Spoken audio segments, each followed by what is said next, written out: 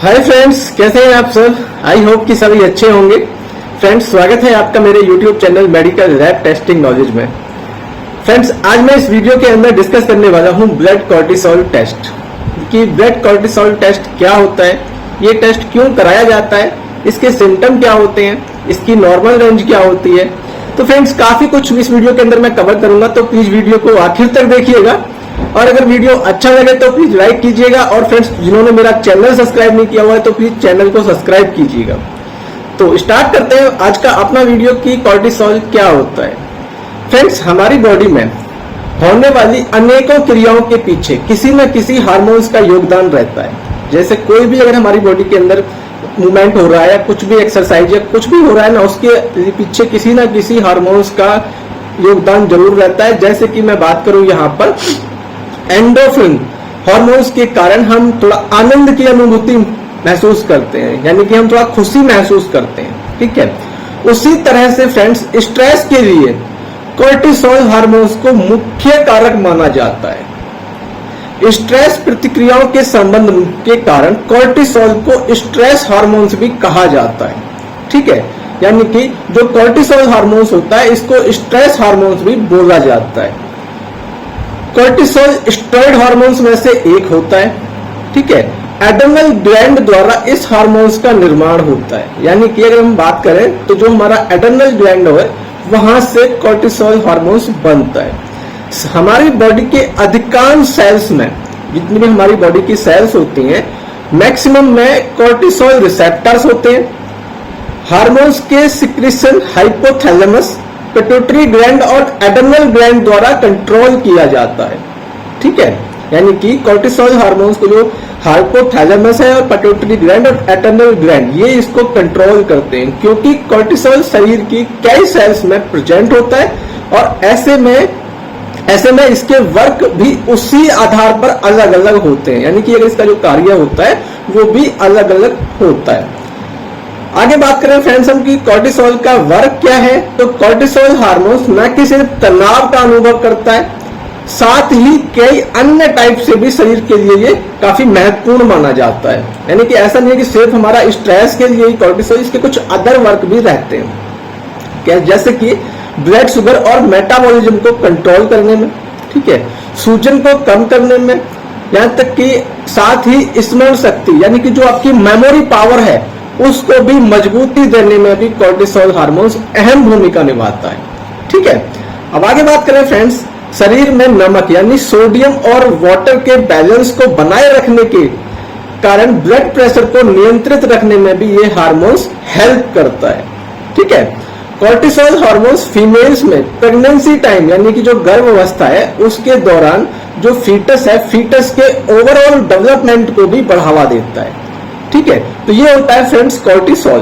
अब बात करते हैं हम इसके टेस्ट की कि कॉर्टिसोल का टेस्ट क्या होता है। जैसा कि मैंने अभी पीछे बताया कि कॉर्टिसोल टेस्ट की मदद से एड्रेनल ग्लैंड, जो एड्रेनल ग्लैंड मतलब जो हमारी किडनीज होती है ना, किडनी के ठीक ऊपर की तरफ ये रहता है, में बनने वाले कॉर्टिसोल हार्मोन्स का लेवल चेक करना होता है कि हमारी बॉडी के अंदर कॉर्टिसोल हार्मोन्स का लेवल जो है वो कितना है।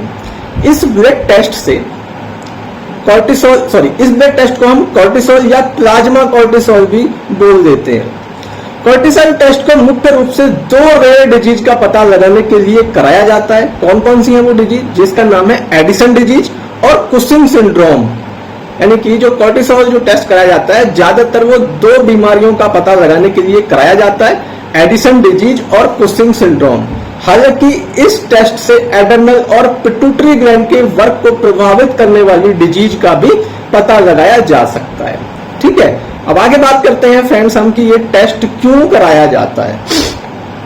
ठीक है फ्रेंड्स, शरीर में हमारी बॉडी में कॉर्टिसोल का लेवल बढ़ने या घटने, ठीक है, यानी कॉर्टिसोल का जो लेवल है उसके बढ़ने या घटने की जांच करने के लिए कॉर्टिसोल का जो टेस्ट है वो कराया जाता है। ठीक है, एडिसन डिजीज और कुशिंग सिंड्रोम के कारण कॉर्टिसोल प्रभावित होता है।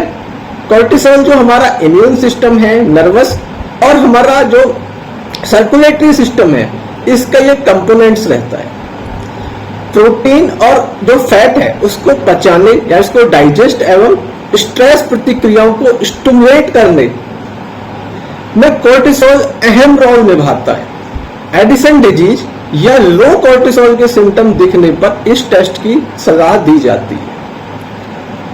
तो पहले मैं यहाँ पर बात करने वाला हूं कि जो मतलब जैसे अगर डॉक्टर को महसूस हो रहा है कि आपको लो कोर्टिसोल हो सकता है, तो उस टाइम उसको कौन कौन से सिम्टम दिखाई देते हैं, ठीक है। जैसे कि अत्यधिक थकान महसूस होना, उल्टी आना, ठीक है, जी मिचलाना, वजन कम होना, स्टमक पेन, जॉइंट्स और मसल्स में पेन, स्किन पर इसको चकते टाइप से पड़ जाना, ब्लड प्रेशर लो हो जाना, ठीक है। महिलाओं के जो निजी ऑर्गन्स या अंग हैं उन पर जो या बगल के बाल बोल दे तो उन वहां पे कम हो जाना, ठीक है। दस्त और फीमेल्स में सेक्स के प्रति जो इंटरेस्ट है वो काफी कम हो जाना। तो ये सारे सिम्टम्स जब महसूस होते हैं यानी कि उस कंडीशन में हमारा जो कोर्टिसोल है वो लो की तरफ हो सकता है। अब बात करते हैं फ्रेंड्स, जब डॉक्टर को लगता है कि भाई कोर्टिसोल या कुशिंग सिंड्रोम के सिम्टम्स अगर उसको लग रहे हैं, तब भी डॉक्टर ये टेस्ट सलाह देते हैं कराने के लिए। तो इसके सिम्टम्स की बात करूं तो हाई ब्लड प्रेशर हो सकता है, मोटापा हो सकता है, मोटापा भी खास तौर पर गर्दन, हमारा जो गर्दन है गर्दन पे, धड़ और हमारे फेस पर फैट ज्यादा हो सकता है। ऑस्टियोपोरोसिस, फीमेल्स के सीने और चेहरे पर ज्यादा बाल हो सकते हैं, हाई ब्लड प्रेशर हो सकता है, ठीक है। जो हमारे हिप्स हैं, जो हमारा स्टमक है और थाइस है, वहां पर कुछ गुलाबी या पिंक कलर की कुछ लाइनिंग्स बन सकती हैं, मुहासे हो सकते हैं, हमारी जो स्किन है उस पर छाले पड़ सकते हैं, कई बार मसल्स में कमजोरी हो सकती है, कई बार फीमेल्स में अत्यधिक पीरियड्स भी हो सकता है। आगे बात करें फ्रेंड्स हम, इसके अलावा एडर्नल क्राइसिस के कुछ सिम्टम्स और भी होते हैं जिसमें ये टेस्ट जो कोर्टिसोल है उसको कराने की सलाह दी जा सकती है, जैसे कि पेशेंट को बेहोशी, ठीक है। अगर एडर्नल क्राइसिस की ये भी एक टाइप की डिजीज हो सकती है, इसके अंदर कुछ खतरनाक वाले सिम्टम महसूस होने जाते हैं, जैसे कि बेहोशी हो सकती है, ब्लड प्रेशर का बहुत ज्यादा गिर जाना, कई बार कभी कभी क्या है सदमा लग जाना, किसी उलझन में रहना, डिहाइड्रेशन, कमजोरी और थकान, दस्त लग जाना, पेट में अचानक से दर्द, तेज दर्द उठना, वॉमिटिंग आना, ठीक है। तो ये सभी कारण जो होते हैं, जो सिम्टम्स हैं, ये सब इसके कोर्टिसोल के सिम्टम्स रहते हैं। अब आगे बात करते हैं फ्रेंड्स कि इसका सबसे जो मेन इंपॉर्टेंट पॉइंट है इस वीडियो का और इस टेस्ट का, कि इसका सैंपल कब लिया जाता है, क्योंकि ये टेस्ट जैसे बाकी टेस्ट है ना उनसे थोड़ा सा अलग रहता है। क्योंकि किसी टेस्ट जैसे रूटीन टेस्ट कराने गए हैं आप, तो किसी टाइम भी सैंपल दे सकते हैं या खाली पेट दे सकते हैं, लेकिन इसका जो एक पर्टिकुलर ना टाइम होता है। ये टेस्ट दिन में मतलब अगर 24 आवर की बात करें तो ये 3 टाइप से किया जाता है, cortisol morning sample, cortisol evening और कोर्टिसोल मिडनाइट, यानी कि 3 टाइम ये टेस्ट कराया जा सकता है। लेकिन मिडनाइट जो होता है वो काफी रेयर कंडीशन में डॉक्टर्स प्रिस्क्राइब करते हैं, लेकिन कोर्टिसोल मॉर्निंग और इवनिंग में ज्यादा इस टेस्ट को देखना चाहते हैं। तो मैं बात करूं यहाँ पर टाइमिंग की, तो जो मॉर्निंग का टाइम होता है वो 7 to 9 AM, यानी कि सुबह के 7 बजे से लेकर 9 बजे तक इसका टाइम रहता है। लेकिन कुछ जगह इसको 11 बजे तक भी या 11 o'clock तक भी लिया जा सकता है कुछ कंडीशंस में, लेकिन जो इसका टाइमिंग है वो 7 to 9 रहता है। सेम इसका टाइमिंग रहता है इवनिंग में, इवनिंग में होता है इसका 3 to 5, ठीक है। तो इस तरह से बात करें मिडनाइट की, तो मिडनाइट में इसका टाइम रहता है 11 to 12, यानी कि रात के 11 से 12 बजे के बीच में। तो इस तरह से इसका सैंपल लेना होता है। जो हमारी सीरम सेपरेटिंग ट्यूब होती है SST, उसके अंदर इसका सैंपल लिया जाता है। और इसमें क्या है, जब इसका सैंपल लेने से पहले पेशेंट को कम से कम 20 मिनट से लेकर 30 मिनट रेस्ट कराना होता है। ऐसा नहीं कि जैसे वो सैंपल लेने आए हैं और एक साथ ही आपने उनका सैंपल ले लिया। पहले पेशेंट को बिल्कुल रिलैक्स हो जाने दीजिए, बिल्कुल जब स्ट्रेस उसका कम हो जाए, बिल्कुल नॉर्मल हो जाए पेशेंट, उसके बाद इसका सैंपल लिया जाता है।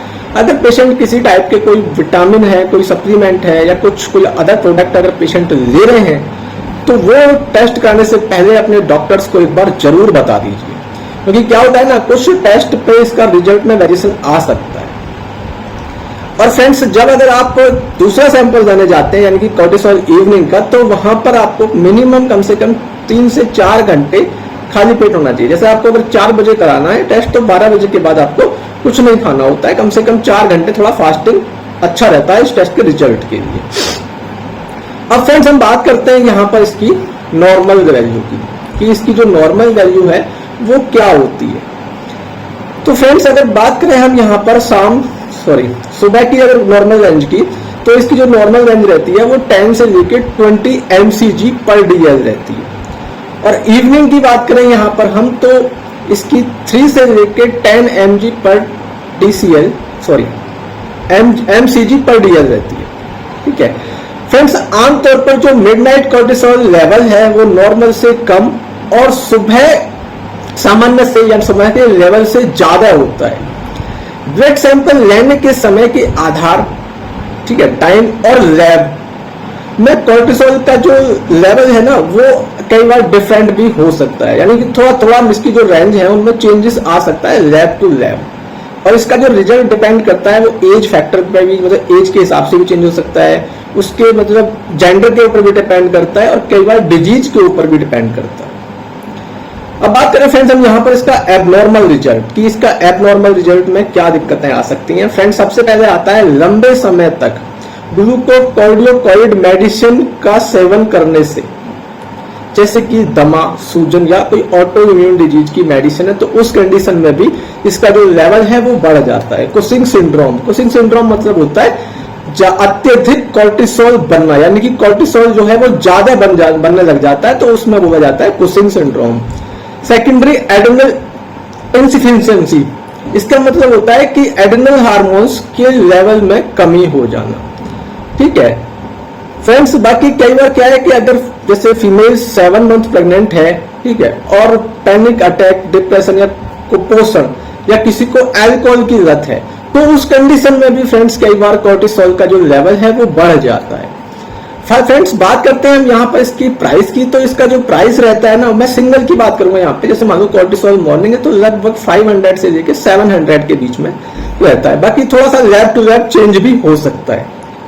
तो फ्रेंड्स अगर आपको ये वीडियो अच्छी लगी हो तो प्लीज लाइक कीजिएगा और फ्रेंड्स मेरे चैनल को सब्सक्राइब कीजिएगा। Thank you so much.